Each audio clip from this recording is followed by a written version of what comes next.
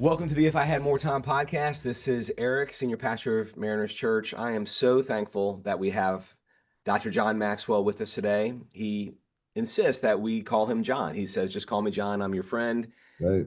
And John has been a friend to me from a distance for many years. I mean, this is like a dream come true to have him on this podcast. When I first became a leader, I think the first book I read of yours, John, was the 21 Irrefutable Laws of Leadership. And I devoured that. Oh my gosh, it's 21 chapters. I used to, every team I led in my 20s, I'm almost 50 now. Actually, when this is being released, I might almost be exactly 50. So I'm talking, this is like 30 years ago, that every team I led in my 20s, so for a decade, I would use two books and I would have people read them side by side. 21 Irrefutable Laws of Leadership by John Maxwell and Spiritual Leadership by Oswald Sanders. Both 21 chapters. Yeah. Okay. Spiritual Leadership by Oswald Sanders was the book that got me into leadership because Really? I was a pastor. Oh, really? No.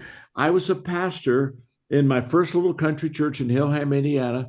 And I was finding out very quickly. I mean, I had a little country church that I wasn't a good shepherd. I'm going and seeing the people and doing the things I'm supposed to do, and I'm going crazy. And I'm saying I want to go grow something. I want to go build something, and I was really, for the first year, I thought I'm not sure I'm going to make it in a pastoral type of a situation, and of course I was the guy with Pete Wagner that basically began to use the term of going from shepherd to rancher.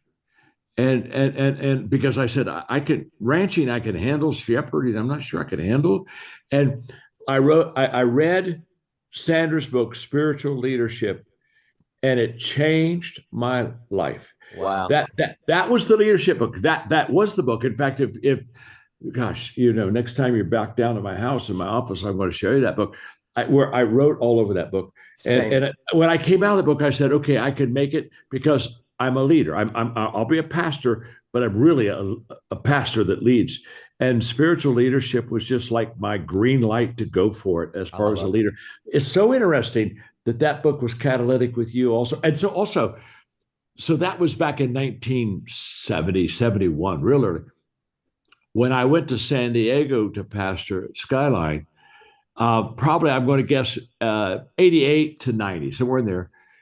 I had J. Oswald Sanders come to my church. Really? And I brought him in, and I had him come to all of my leaders, and I walked up with his book that I had read, and I said, let me show you what you meant to me. And I opened up that book, and I've got things I wrote on the front cover, the back cover, all over that book. And I said, you were the person that basically said you can pastor and be a leader at the same time. So anyway, I just think that was for me. That was the book. And so it's great to hear this. Because I've done the same with your books. I was looking at that book, the 21 Irrefutable Laws of Leadership, and then the 21 Indispensable Characteristics of a Leader. Yes, I was looking at those to prepare for this conversation with you. And man, they're in different pens. So like I've read them multiple times, like you can tell I read it with a blue pen one time, a black pen one time, notes all in the back. I mean, it's all like just, bent messy. up. It's messy. It's messy, beautiful. Yes. That's what I call it. Messy, beautiful. Yep. And so your wisdom impacted me so much then. Oh my gosh. I only knew you from a distance, really, until in recent years being in rooms with you and then recently been able to spend time with you in a smaller gathering and dinner at your home. And I was most inspired. I mean, John, I'm so thankful for all your leadership insights, but I was most inspired by your love for people who don't yet know Jesus. I mean, I was texting my wife saying, this godly man still tears up and cries over the souls of people who haven't met Jesus yet. I want to be like this. This is what I want my legacy to be. I mean, you inspired me so much, and your marriage, your faithfulness for a long time. And the fact that you have such vision for your life at this season, it's an honor that you would give us this time. So people don't know this about you, even though I'm assuming that most of the listeners have known that you're a, a prolific leadership author. I didn't know until we had dinner together of how many of your books are still in print. And to me, that was the most shocking, like biographical thing, only because I come from publishing and I know how common it is to take an old work out of print. I mean, it was like, is it like 70 something of your books are still in print or something?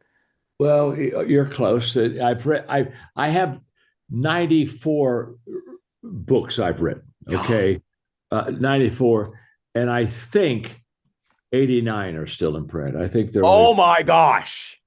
I think, yeah, I 89. think I could be 88. I don't know, Oh, but come on. they're not many. I mean, yeah, they're still. And what's interesting is so many of them, honestly, they sell as many copies today as when they came out, and so that makes me feel good because you want to keep helping people. And I think the reason for that is when I started writing, I made a determination to write on subjects that would help the reader. It's not about Maxwell; it's about the reader. And the question one of my mentors taught me in writing books, Eric, was he said, "John, every time you write a page, ask yourself this question: Will the reader turn the page?" Huh. And, Wow. and he said, "Because you're not there. I mean, like when you're teaching on Sunday, or I am." They're all there. They're not going to leave unless they really have an emergency. They're going to stay there. But when they're reading a book in their family room, there isn't anybody say turn the page. And so he said, read the page every time, and at the end of the page say, what is there on that page that's so good that the reader will say, I got to go to the next page. And Right. he said, if you don't have a reason to go to the next page, rewrite the page. Yeah. And that was terrific. uh, to me, that was terrific writing advice. Anyway, I I know we're love not it. supposed to be doing writing, but Oh, this we is so, yeah. we're on books, and I love books. Yeah. The JL's Walt Sanders Spiritual Leadership. That is the holy book for leadership for me. And to hear that you read it, and then with my 21 laws, I'm in I'm in pretty tall company there. Yes. Well, we started this teaching series today or this weekend, How to Lead. We're walking our people through the book of Nehemiah, which is an amazing book. And before we jump into a conversation about vision, I just want to spend a couple of moments talking about leadership in general with you. One of the quotes that you have been quoted many times, I mean, this is a common quote that's attributed to you. Leadership is influence, nothing more, nothing less. It's a very Yeah. popular definition. I see it quoted all the time, and that comes from your writing. It's a different definition than there had been a season of leadership where leadership was always presented as control or power or hierarchy. And for years, decades now, have presented leadership as influence. Talk to us about why you define leadership that way. Why is leadership Mhm. influence?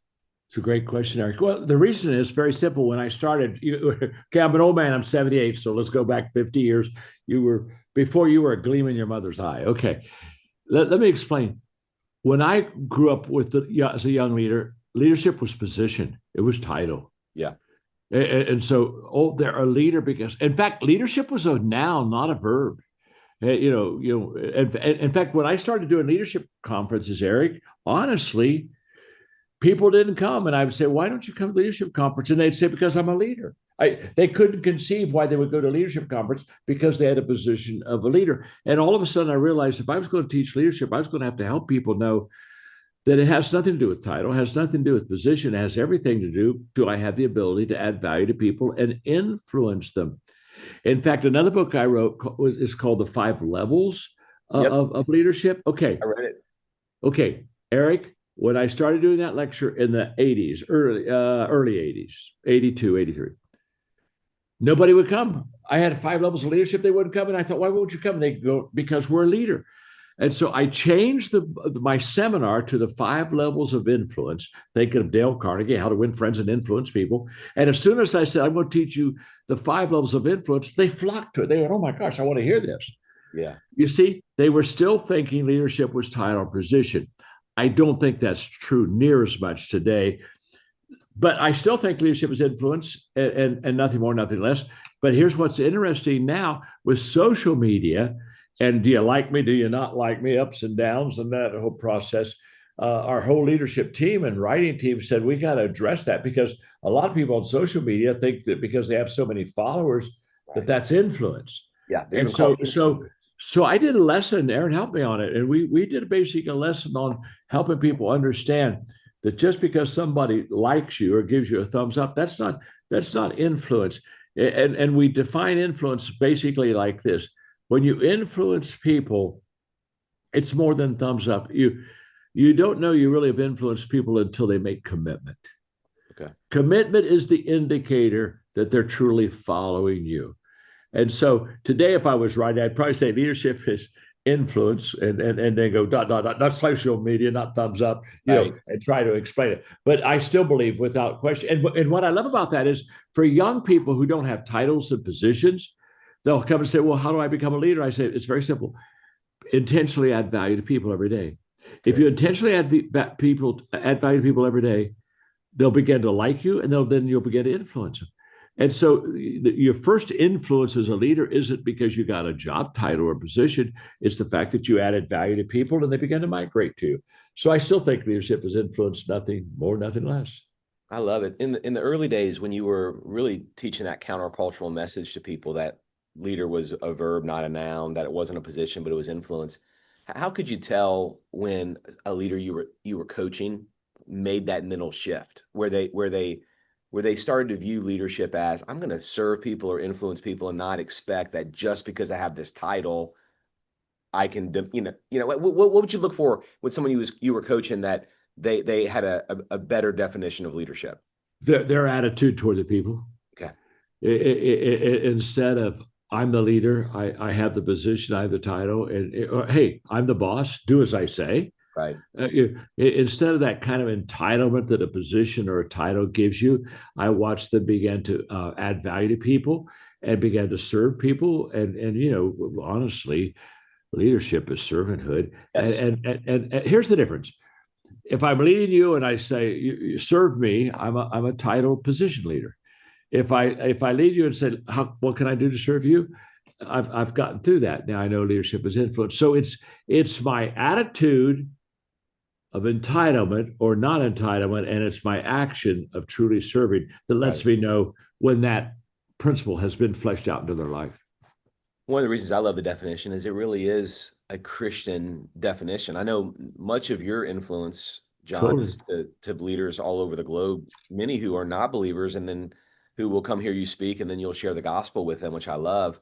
So there'll be people who don't know God who are attracted to the definition of leadership as influence. But when you really peel it back, because it's servanthood, a Christian should get this definition more than anyone because our king served us. Our king has given us the example and the command to serve others. I mean, it really is a Christian definition in a subversive way sometimes, I'm sure.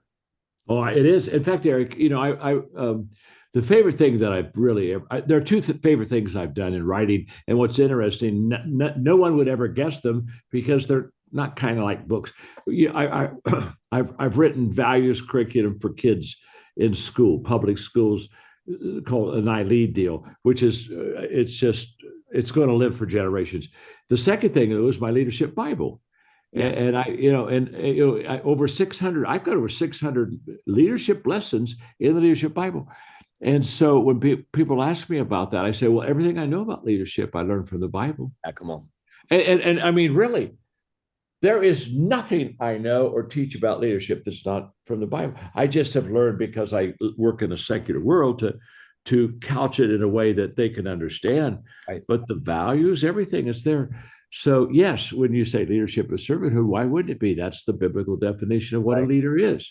Don't lord it over others. That's entitlement. So yeah, it any person that's a believer, when they read my leadership stuff, it'll resonate because it's truly biblically based. Yes. Amen. Well, we looked at Nehemiah, and we're starting to, and the vision that he had to rebuild this wall. One of the reasons I wanted to study Nehemiah for the people in our church to serve them well is that there's very few in our church that do what I do, that serve in a church context. The vast majority Yes, of people who influence others in our church, they do so in the marketplace, whether a business that they started, or they're working in a company, 100%. or they're influencing their neighbors, or they're a high school student influencing their peers. I I would love to hear you talk about why marketplace leaders who are Christian are so important to the kingdom. And the reason I thought this would be a great question, I was inspired by, and I really was inspired by your transition out of local church ministry, like out of being a pastor to the marketplace. Although I know you actually felt, at least I couldn't tell if you, how much pain there was involved there, but I sensed that you felt like there was some criticism when you made that move years ago. But A lot. I know you wouldn't have made that move if there wasn't this holy conviction that marketplace leaders can make such a kingdom influence. So I'd love for our people to hear how important their role is as they are a leader in the marketplace who follows Jesus. I was writing books to really help pastors learn how to lead, honestly, because that's what I was. I was a pastor for 25 years. But the life changing moment was when I was with my publisher in Nashville, and they'd done research on my books because my books were starting to really sell well. I couldn't quite figure it out myself. I was surprised and happy, but surprised. And my publisher said, "We've done research, and 2/3 of your books are being read by the secular business community, not by, like, they're not being bought in Christian bookstores, they're being bought in secular bookstores, and it's really the business community that's eating you alive right now." They told me that, Eric, and in that moment, just like this, God called me Really? immediately. It, in the Wow. moment, not a minute later, as soon as I heard those words, I felt God say, "Cross over." I pastored for 25 years, and I mean, I'm a theologue, and but I knew that I was to cross over. And then, how do I cross over, and how do I do it right and effective, and how do I get in the marketplace? I've not been in the marketplace, and I felt, again, the Holy Spirit really helped me. I really had guidance, and basically, I felt God saying to me, "You go into their world and meet them where they are and Yeah. serve them and add value to them." It's the Apostle Paul again. I entered their world so I could see things from their perspective. What he said, I became a servant to all. And so I just kind of took that passage, and that kind of became my little, path. And so I went over and served it, and really for the first few years didn't share my faith at all. Because I had to get credibility, I had to get their respect before I could get the relationship, and then I was able to, and then of course I was able to begin eventually to be able to share my faith. But my last conversation with Billy Graham before he passed away, called me he said, "Come up and spend a day with me." I went up and spent a day with him. And he said two or three very impacting things to me. But one of the things he said to me that day was, he said, "I think the Great Commission is going to be led by the people in the marketplace." Yes. And of course he knew I had already crossed over, and he was encouraging me in that. So for people listening that are kind of in the marketplace, okay, you're in the right place, Yes. and you're in the right place, because, can I tell you something? That's where the lost people are. That's right. The lost people are in the marketplace, and I feel that sometimes we have this gap, that lost people, marketplace people, can't get into the church because the culture is so different. And if you look at Jesus in the Gospels, it says Jesus went to the villages, surrounding villages. Jesus went, and when he saw the multitude, he had compassion on them. They were sheep without a shepherd. Now notice what happened. Jesus went, Jesus saw, Yeah. Jesus felt. I say you don't really get compassion until you get into the marketplace. I don't I okay. I don't think you can go to church and say, "God, break my heart for lost people." I think you got to go out to where the lost. You want your heart broken? Quit praying. Go out there where the lost people are, and Yeah. see the emptiness of their lives, Yeah. and how really, when you're salt and light, they're hungry for. So I love the marketplace, and in fact, as a pastor, I look back when I pastored, Eric. Honestly, when I left it, I thought I did a good job. And now that I've been out of it for 30 years, I don't think I did a very good job as pastor. I wish I could go back and do it over. And one of the mistakes that I made so many, was I had everybody in my church in membership and ministry. I mean, we basically said our slogan was no membership without ministry. I mean, so ministry was kind of the thing that you did as a member. So we helped them find their gifts, and we had them we had literally thousands of people using their gifts in the church. if I could go back, I would help them find their gifts, and I would assign them outside of the church. Outside of it. Wow. I really, that was, it was just a miss. It was an honest miss. But as I now, if I could have, what I know now, using their gifts to help them become salt and light. I mean, that's what Jesus told us to be. Salt makes things better, light makes things brighter. So when you're talking about the marketplace, Yeah. boy, and you and I know, Eric, over half the people are never coming to church. Right. They're never coming. They're not coming to Mariners Church. They weren't coming to Skyline. They're not coming to church.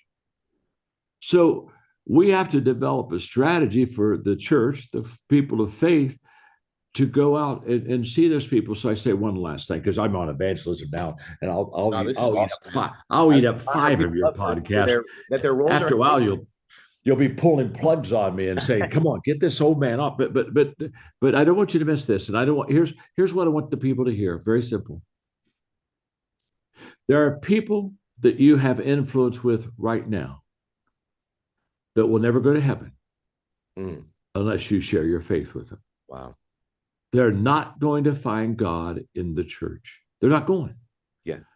I'm not trying to make it this burdensome. I'm not even trying to put heaviness on people.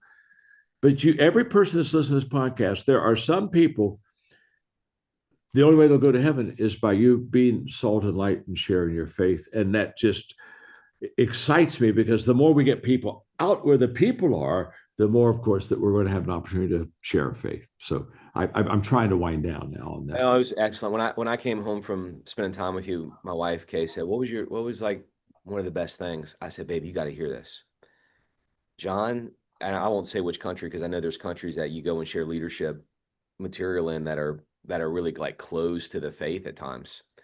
John is gone to this country multiple times. Leaders from some of the multinational companies in that country come to hear him. He says at the end of the last session, it's all been general leadership. He says at the end of the last session, "Hey, this is bonus. You're free to leave, but if you want to stay, I'm going to share my faith." I mean, man, this fired me up so much. I told Kay, she's like crying and like got goosebumps. She said, I said, "Baby," he then just shared the gospel, shared his faith, and then asked people who wanted to receive forgiveness if they would Totally. forward. And like dozens of people became followers of Jesus. So here's a guy who got criticized for stepping into the marketplace, and he's taken the gospel around the world. So, man, thank you so much, man. Thank you for being that example. Yeah, Me up so much. it's surely been my joy. It's truly, I love lost people. I've fallen in love with people that yet have. Here's okay. One more statement. Then I promise you I'll shut up on this. I want people who know me, but they don't know God, to want to know God. Yeah. Because they know me. Come on. That's good. That's the kind of life I try. That's when people say, "What's salt and light?" I think that's salt and light. I want people who know me, but they don't know God. Yeah. Want to know God because they know me. Wow. And that's, if I can live that life, I'm going to be able to help a lot of people find Christ as Savior. That's a beautiful vision. And excuse me, that's a beautiful vision. I'm going to use that to segue into a couple of questions about vision. Go for it. Each week in Nehemiah, I'm pulling out a characteristic of a leader, and vision being week one, where he gets this burden for this holy burden to rebuild the wall of his city. Correct. You have a whole chapter in the 21 indisputable qualities of a leader about vision. It's actually your last chapter, and you illustrate that vision with Walt Disney's story. And you've written so many books, maybe I'm reminding you, and his initial vision of the disappointment he had at an amusement park, where it could be summed up this way: no chipped paint and all the horses jump. Because from the distance, it looks beautiful, but when he got close, he's like, only the horses on the outside go up and down, and there's chipped paint. And so for him, the vision began with something is broken that needs to be fixed, which is really similar to Nehemiah. Obviously, we believe Nehemiah's was more holy because it was about regathering the people, but still, Disney's vision was something's broken, something's off. I'm curious, as you've coached a lot of leaders, and people who heard the message this weekend who are looking for a vision in their life, what are some common sources of vision that you've seen in leaders? I love that question. I'm going to give you four. Uh, and the first one was Nehemiah, and the first one was also Walt Disney. Huh. Because he went to the amusement park, and all of a sudden it wasn't what he thought it was going to be, and it wasn't excellence. I mean, Disneyland excellence, the very best, the finest, the cleanest streets. Okay, Nehemiah, the walls have fallen down. Nice. Both of their vision came out of the fact that they heard enough that they had to do something about it. That's good. And a lot of vision comes from the fact that somebody's had a terrible life or a terrible experience. How many times have we heard people say your best ministry comes out of your ministry comes out of your misery? Yeah. And so one of the sources is it just was bad, and I had to get good, and so I heard enough that I had to. Another time that they have a vision source is when they're inspired enough.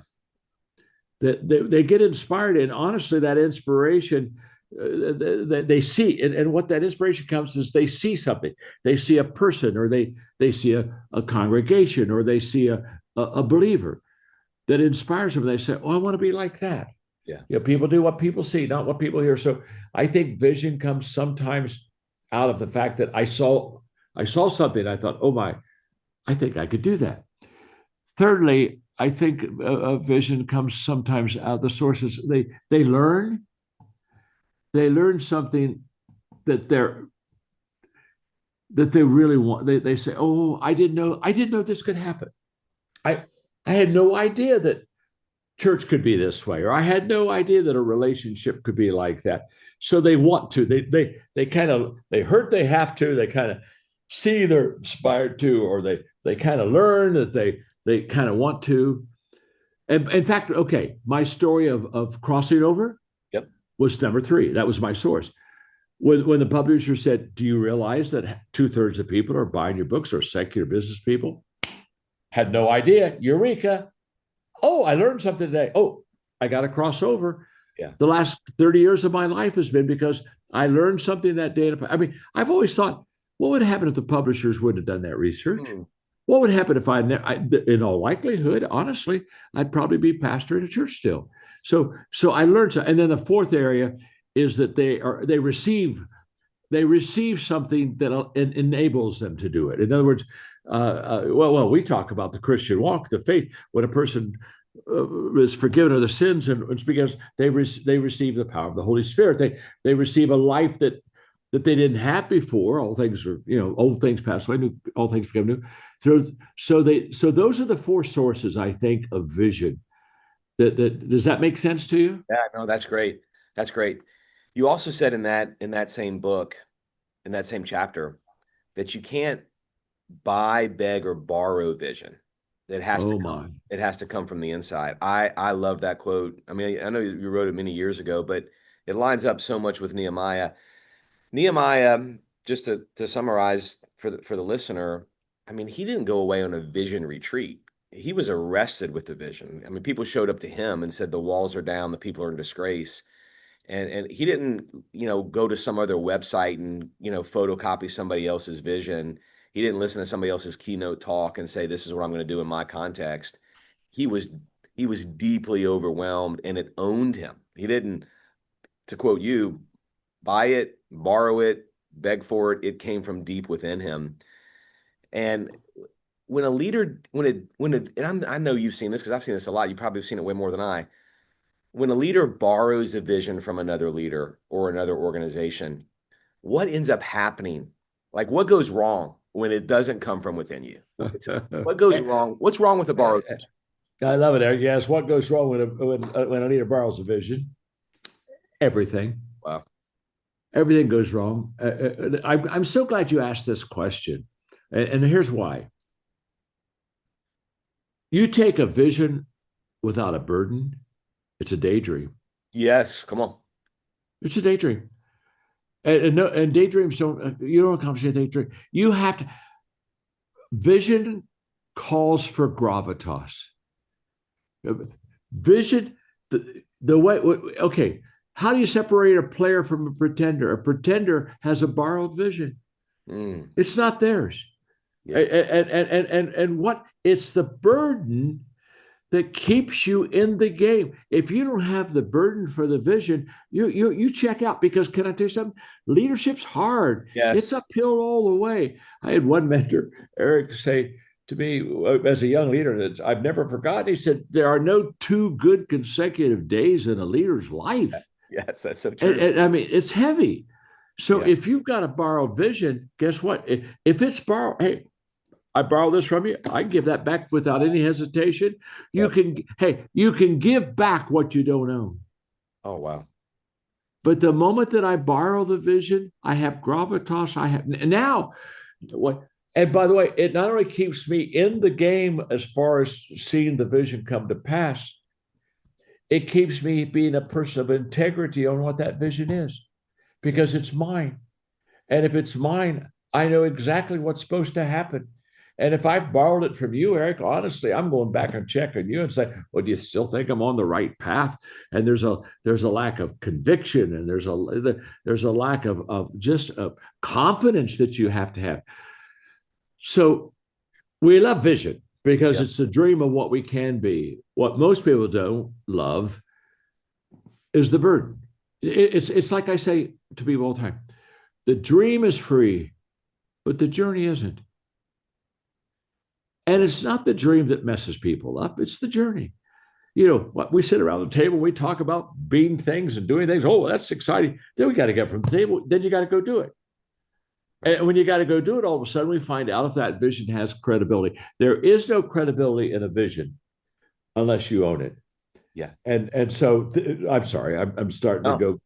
You're asking great questions. It's your fault, Eric. You're asking great questions, and you're pushing my lever here, and I'm going crazy. You get my buttons, but anyway. But do you understand? Does that make sense? It's so helpful. It's so clarifying as well, because it's one of the reasons I've seen leaders, both ministry and marketplace leaders, change direction so frequently, because I don't think they ever owned the vision. They just were going down a direction because they thought that's the path you're supposed to go. Someone else has been down that path. It's going to work. It's pragmatic. They go down a path where they don't have the burden, and they have the second day in a row that's not fun as a leader. And then I'm going to change directions because it can be easier. It's like renting a car. When you go to Avis or wherever you hurt and you rent a car, can I tell you what you never do? You never wash a rented car. Right. I don't pull over about a block away. So, oh my gosh, I need to get wash and wax this car. It's a rented car. I take it back dirty, hopefully out of gas, with a bunch of paper on the inside. It's not mine. That is so funny, because I actually have a book that I'm writing on Nehemiah, and I have that illustration in the book. And now everyone's going to think I stole it from you. I promise I already had it in there, that a rented car you don't treat the same.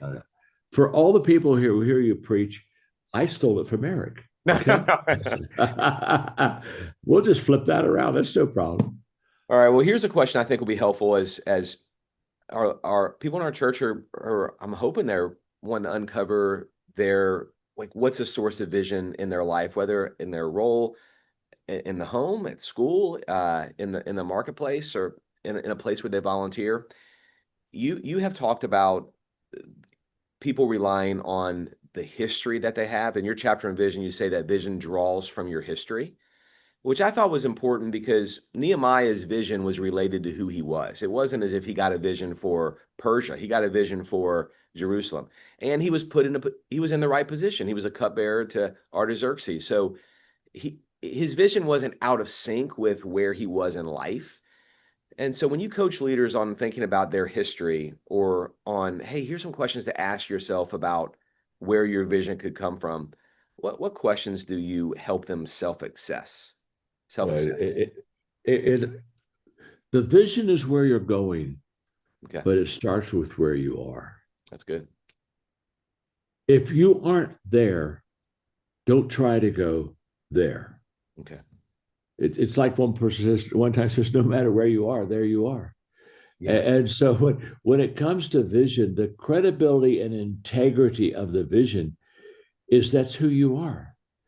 When they talked to me again, the publisher said, your books I'm writing leadership books. This is who I am. This is what I do. So God takes who I am and what I do, and now the vision enhances it to do greater things. But the vision isn't like a oh my gosh, I think I need to be a singer. Well, Right. I don't need to be a singer because there are a couple problems. One, I can't sing. That just doesn't help you. And number two is I can't read music. And number three is I don't have a good. I mean, how many reasons do we? And when people tell me, it's like I had a person one time say to me, they said, "Well, I think I'm called to be an evangelist." I said, "Okay." I said, "How's it going?" He said, "Well, it's been 6 months. I haven't had any invitations yet." I said, "I don't mean this unkindly. You're not called. Right. Honestly, you're not called. It's like I'm called to be a ballet dancer. I don't think so. I don't think so." So the vision is always grounded in Yes. where you are now. So helpful. And that gives you now the credibility to go to where you really want to go. But it's got to be, it has to be you. Hey, Saul had a vision for David when he had to go fight the big boy. He said, put my armor on, put my armor on. And David couldn't walk in his armor. I mean, Saul's 6'5", 245. David's 145, probably 5'5". He couldn't even walk. A whole Right. bunch of people try to put someone else's armor on to Yeah. go accomplish the task of killing the giant. He doesn't need the armor. He needs a slingshot. He needs what he used to kill the lion. He needs what he used to kill the bear, so he can now take on the big boy. Yeah. He's God's not going to change everything about you because of your vision. He's going to take you where you are, and he's going to change everything within you Yeah. to get to that vision. That's huge. I mean, I want to ask one more question because this convicted me years ago, and it was a chapter in the 21 Irrefutable Laws of Leadership that caused me to look at who I was as a person and the kind of person I was becoming. Mm-hmm. It wasn't officially a chapter on vision, but it's in there. It's embedded. It was on the chapter called The Law of the Buy-in, which here was the quote that you wrote years ago. People buy into the leader before they buy into the leader's vision. That's right. And it really challenged me to, as much as I would work on being able to craft a direction that I would take people, that more important would be I would have a life that people would want to follow, that I would be a person more formed into the image of Christ, that I would be a person of credibility and a person of integrity. Do you still feel as strongly about that law that people buy into the leader before they buy into the vision?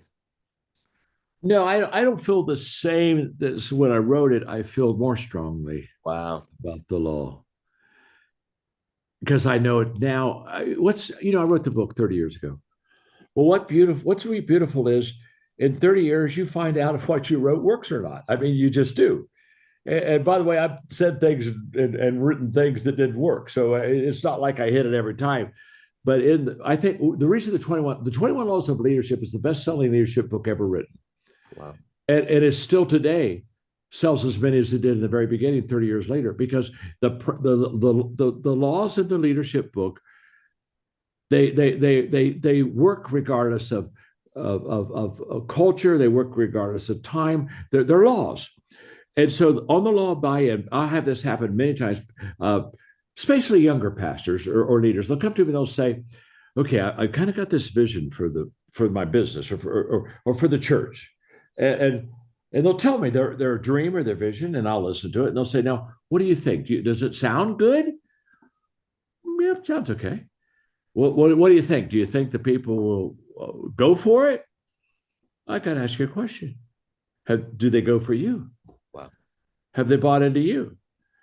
And if the answer is yes, then they're going to buy into the vision. Because people don't follow visions, they follow leaders. Leadership is visual, Eric. People do what people see.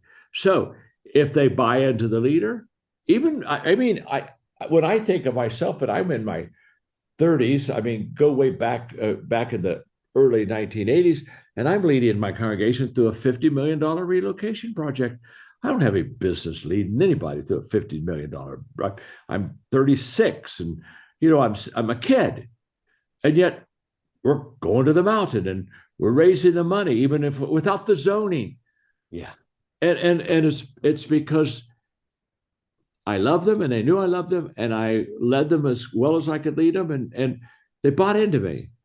And when they bought into me, then they bought into the vision. So I tell people all the time, you don't cast the vision until you have integrity as a leader and credibility that you can take them where you're going to go. The moment you have that, we're going to be in good shape. You remember Moses had to die for the people to buy into Joshua. Now he's dead. They can't find him. It's Joshua's day. We got to do what you haven't done for 40 years. Right. They had to buy into him. Huh. Well, that's good. And then they crossed over. Yeah. Well, John, this is no surprise to me. I knew this would be filled with, I've just took down so many notes. I knew this would be filled with leadership gold and nuggets. And it's just an honor, really, that you would give us this time. I know our church is appreciative. I'm appreciative. Thank you so much for your ministry and for your influence, your leadership. Very grateful for you. Thanks for your friendship. You have a great church there in Southern California. And I just am so thrilled that you're leading it and it's going really well for you. And just remember, my name's John, my friend. If I can help you, you know where I am. Thank you, brother. Thanks, everybody, for listening to the If I Had More Time podcast.